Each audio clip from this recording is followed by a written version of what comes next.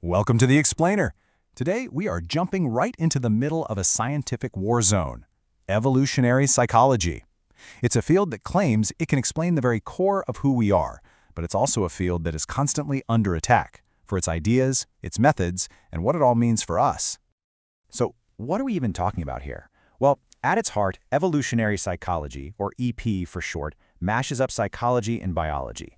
It says that to really get why we think and feel the way we do, you have to look back, way back, to our ancestors, the problems they had to solve, and the mental toolkit they evolved to survive. You've probably heard the main idea, right? It's this wild concept that our brains are basically running on ancient software designed for a life of hunting and gathering. But here we are trying to use that same programming to navigate things like Twitter, the stock market, and rush hour. It's a huge disconnect. Now, the folks who champion this field build their whole case on 5 basic principles. 1. Your brain is a physical thing, like a computer. 2. Its wiring wasn't an accident. Nature selection designed it to solve real-world problems our ancestors faced. 3. You're not even aware of most of what's happening in there. 4. Different parts of your brain are like different apps, specialized for specific jobs. And it all leads to that big, controversial punchline: we have a Stone Age mind in our modern skulls. Okay, so here's our game plan for unpacking this whole thing. We're going to look at that Stone Age mind idea, then dive into the foundational debate. We'll ask if these are just clever stories, look at the very modern problems with data and determinism, and finally get to the big one: why this all matters so much. You know, every big theory is like a house, right? It needs a solid foundation. And for evolutionary psychology, critics say let's not even talk about the furniture yet. Let's check for cracks in the basement. They go right for the core assumptions to see if the whole thing is built on unstable ground. So here's the first major battle line. What is the mind, fundamentally? Is it one big, flexible learning machine that can kind of do anything? Or is it more like a Swiss Army knife, packed with all these little specialized tools? You know, one tool for spotting liars, another for finding a mate, a little gadget for understanding social rules. That's the debate over massive modularity. And the critics have some serious comebacks here. First off, they ask, do we even have enough DNA to code for all these different mind tools? And second, where's the hard proof? But maybe the biggest counterpunch is our brain's flexibility, this idea of plasticity. Our brains can literally rewire themselves based on experience. That feels pretty different from a bunch of fixed, preset tools. Okay, but the defenders, people like John Tooby and Lita Cosmides, they say, hold on, you're missing the point. They argue that, yeah, we don't know every little detail about the past, but we know the big stuff for sure. We know pregnancies only happened in women. We know people had to live in groups. Those are huge, undeniable pressures that we can build solid hypotheses on. And that brings us to this next huge concept, this idea of the EEA. That stands for the Environment of Evolutionary Adaptedness. Basically, it's the specific Stone Age world our minds were supposedly built for, back in the Pleistocene. But oh boy, do the critics pounce on this one. They're like, wait a second, which EEA are you talking about? The Pleistocene wasn't just one weekend, it was millions of years. Our ancestors were all over the place, savannas, coasts, you name it. So how can you talk about one single environment that shaped us all? They say the whole concept is just way too fuzzy to be useful. But again, the proponents fire back. They say you're focusing on the wrong thing. It's not about the specific trees or animals. It's about the problems. And those were universal.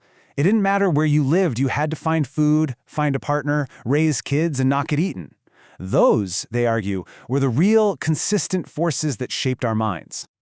All right, let's say, for the sake of argument, you're on board with the basics. You still run smack into the biggest, most famous criticism of them all. The idea that this whole field is just making up, well, just so stories. You know, like clever fables that sound good, but that you can never actually prove or disprove. The famous linguist Noam Chomsky put it so well. He basically said, you can explain anything this way. People are nice to each other? Well, of course, that helps the group survive. People fight? Sure, that helps them compete for resources. If your theory can explain literally anything and its opposite, does it really explain anything at all? But the scientists in the field, like Lita Cosmides, they hear this and say, that is absolutely not what we do.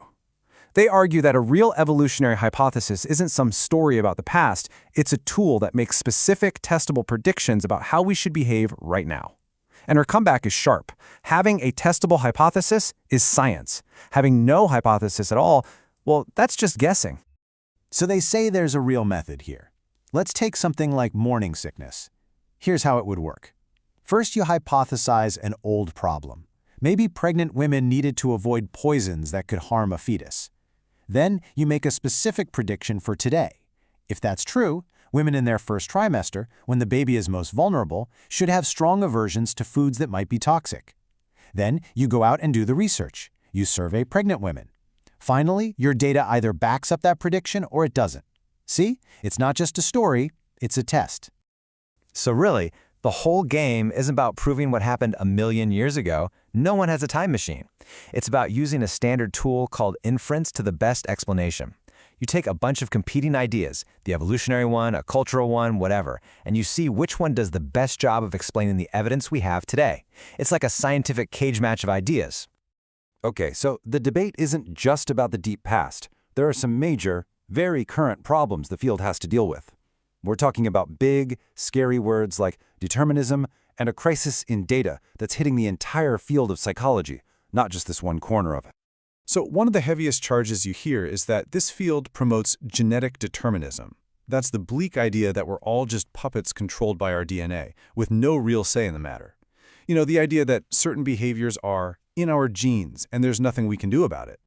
But guys like Steven Pinker say that's a total misreading of the science. He says when scientists talk about a gene for something, they don't mean it's your destiny. They just mean it nudges the odds a little bit. It gives you a predisposition, not a life sentence. Your choices, your culture, your life experiences, all that stuff is still hugely, hugely important. Now, this next problem is a really big deal, and it comes from inside the house of science itself. It's called the replication crisis, and it's not just an epi problem, it's hitting psychology hard. Basically, scientists are finding that when they try to redo a lot of famous classic experiments, they can't get the same results, which is, a huge problem for a scientific field. And just look at this number to see how big a problem it is. There was this huge study back in 2015. They took 100 prominent psychology studies and just tried to do them again, exactly as described, and they could only reproduce the original results of 36 of them. 36%. I mean, that's a number that just sends a chill down the spine of the entire scientific community. And yeah, evolutionary psychology has seen some of its star players get taken out by this. You know those famous ideas, like the one that women's mate preferences dramatically shift during their ovulatory cycle? It's failed to replicate in bigger, better studies. Or the claim that just thinking about mating makes you take more risks? That hasn't held up either. And this is a massive deal, because if your current data is shaky, the whole evolutionary story you built on top of it starts to look pretty wobbly too. So you might be thinking, okay, this is an interesting fight between a bunch of scientists, but what does it have to do with me? Well, it turns out it has everything to do with us. Because what we decide is natural or biological about being human has huge real-world consequences for how we build our society. Critics like sociologist Hilary Rose raise a really important red flag. They worry that these kinds of explanations can be twisted to excuse awful behavior. Take a theory about stepfathers. If you say there's a biological reason for abuse, you risk making it sound inevitable or even excusable. And as she points out, it totally ignores the millions of amazing stepdads out there and the biological dads who are abusive. It's a slippery slope from saying something is natural to saying it's okay. And all of this has led to a pretty common stereotype, right? That evolutionary psychology is basically just a conservative project, that it's a form of science used to prop up old-fashioned ideas about gender roles and social hierarchies and to justify the way things are. But here's where it gets really interesting. When you actually look at the data and survey the scientists doing the work, the stereotype doesn't really hold up. This study, for instance, found that the psychologists who actually use these evolutionary ideas are, on average, way less conservative than the general population. So the idea that it's just one big political echo chamber, the data says not so much. So after all this back and forth, all this debate, what's the takeaway? Well, you might think all this fighting means the field is a mess. But maybe, just maybe, it's the sign of a healthy science. This is how it's supposed to work. Big ideas get thrown out there, and then they get hammered on from all sides. The good parts survive, the bad parts get thrown out. It's messy, but it's progress. Okay, so let's boil it all down. Here's what you should walk away with. First, EP is a really powerful way to think about where we come from. But, and this is a big but, it has some major, legitimate criticisms about its core ideas and whether you can even test them. it's also getting rocked by the same data crisis as the rest of psychology. And, maybe most importantly, all this arguing, that's not a weakness. That's science doing its job right out in the open. And that leaves us with one last big idea to chew on. The story we tell about where we came from. That story really matters. It shapes how we see ourselves today, what we think is possible for our future. It defines our very idea of human nature.